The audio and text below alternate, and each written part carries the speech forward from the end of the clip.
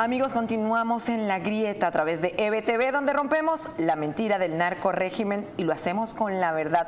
Nos acompaña Horacio Medina. Hablando de PDVSA, Horacio, vamos a explicarle también a nuestra audiencia que quede claro, porque el dinero desde ese momento y quizás desde Hugo Chávez nunca se llegó a utilizar para, por ejemplo, darle el mantenimiento que necesitaban las centrales hidroeléctricas.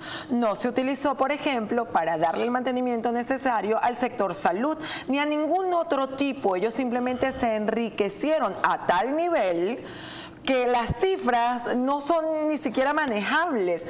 Entonces, ¿qué está pasando cuando decimos hay sanciones y ellos han utilizado esto para decir, copiándose de la mejor manera de Cuba, que le afecta es al país porque Venezuela está mal es por las sanciones? Nunca aceptan que Venezuela está mal porque ellos se robaron el dinero. Claro. ¿Cómo le explicamos eso también a cada venezolano? Yo lo digo muy claro.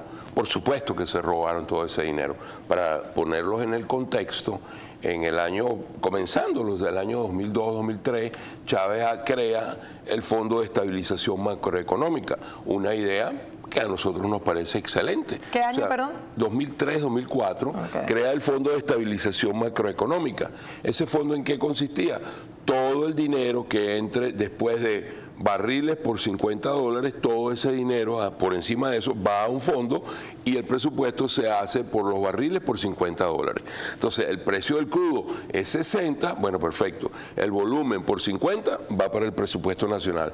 El volumen por el excedente de $10, de $20, de $30 va para el Fondo de Estabilización Macroeconómica. El registro que pudimos hacer, porque nunca hay registros oficiales con estos personajes, el registro que pudimos hacer cuando tuvimos precios de hasta $120 por barril del crudo venezolano, porque el crudo, digamos, marcador fue por encima. Bueno, entonces quiere decir que el Fondo de Estabilización Macroeconómica manejaba más dinero que lo que era el presupuesto de la nación. Nosotros llegamos a contabilizar 300.000 millones de dólares, se lo voy a volver a repetir, 300.000 millones de dólares que han debido ser orientados, por supuesto, a presupuestos en el área de salud, en el área de educación, infraestructura, agricultura, etcétera, etcétera, etcétera y más etcétera. La pregunta es, bueno, ¿y qué se construyó? Cero. Nada. Yo quiero que alguien nos diga qué se hizo con ese dinero y cuánto dinero quedó. Cero. No quedó nada. Entonces, ¿Y dónde está ese dinero? ¿Dónde está ese dinero? Bueno, está en muchas cuentas, fue a financiar proyectos internacionales, ya lo han dicho desde el Departamento de Estado, sabemos que mucho de ese dinero fue a parar a estas organizaciones tipo Hezbollah, tipo X, que estuvieron en el Medio Oriente, fue a parar a Cuba, fue a parar a los fondos que se usaron para financiar digamos, todos los procesos electorales en Argentina, en Bolivia, en Nicaragua, etcétera, etcétera y más etcétera. Entonces, cuando dicen esto, uno no puede sentir otra cosa que una rabia profunda, porque mienten descaradamente al país, reiteradamente. Nadie explica qué pasó con eso, nadie explica por qué esos excedentes no se usaron. Pero peor, porque el país siguió produciendo. ¿Qué pasó con el señor Ramírez? Bueno, se dedicó a sencillamente liquidar los activos de Venezuela en el exterior. Liquidaron todo lo que eran las inversiones que había en Europa de parte de PDVSA sobre activos de refinerías, estaciones de servicio, de distribución de combustible. No quedó nada. ¿Y ese dinero a dónde fue? Nadie lo sabe. Bueno, nadie de nosotros lo sabe. Probablemente Ali Rodríguez Araque, que ya desapareció, Rafael Ramírez y algunos allegados lo sepan. Luego se fueron a este lado del hemisferio y fueron a los Estados Unidos. Citgo tenía 7 refinerías y media. La media era porque la octava era 50-50. Bueno, hoy en día quedaron 3 que sobrevivieron, no porque sobrevivieron, sino que también las endeudaron al máximo porque no pudieron venderlas, porque no les alcanzó el tiempo, porque no encontraron los compradores, pero también la endeudaron de una manera que estaban acabadas. ¿Qué hicieron con todo ese dinero? Bueno, pregúntenle a ellos. No lo saben, no hay explicación. Se lo dilapidaron. Pero Horacio, es fácil entenderte y yo no sé cómo aún hay personas que nos escriben, que sé que son bots al final, nos escriben por las redes, nos escriben por YouTube, defendiendo lo indefendible. Cuando tú pisas el país y ves que nada funciona, y ves que quien no tiene un seguro, la clase media la acabó. Quien no tiene un seguro médico simplemente se muere.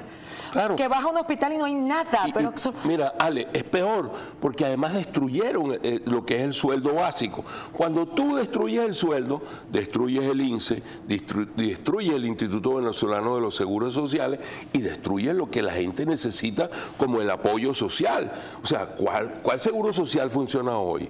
No funciona. No. ¿Pero por qué? Porque ningún empleado público tiene un sueldo básico suficiente. No hay forma de que tú con $1, $2 de sueldo puedas contribuir para el Instituto Venezolano de los Seguros Sociales, y resulta que todos los demás que son bonos pues no contribuyen. ¿Dónde están las prestaciones sociales? ¿Dónde está el seguro de vida de esos trabajadores? No existe. Entonces no se puede defender lo que no tiene defensa. Entonces hay una destrucción total. Y otra cosa, realmente la caída tremenda del país ocurrió sin sanciones. Yo creo que no tengo que recordarles el año 2014, el año 2017 y el año 2018. No había sanciones. La economía era un desastre absoluto. El país tenía una carencia total y no había sanciones. Las sanciones comenzaron a finales del 18 y el año 19. Y entonces, ¿por qué son las sanciones los responsables? Porque es la única forma que tienen de explicar lo inexplicable, la ineficiencia, la corrupción transversal, el robo que ha habido en Venezuela, el saqueo, porque yo no lo considero un robo, es un saqueo generalizado. Entonces, esa es la situación en donde estamos hoy día, y tú tienes razón, las centrales hidroeléctricas no han recibido mantenimiento, las termoeléctricas hoy no reciben gas, mientras tanto se arroja a la atmósfera miles de millones de pies cúbicos de gas. Y entonces, ¿cómo explicamos todo esto? Bueno, es lo que tenemos. Entonces, seguir defendiendo esto no tiene ningún sentido. Hace mucho tiempo que no tiene sentido.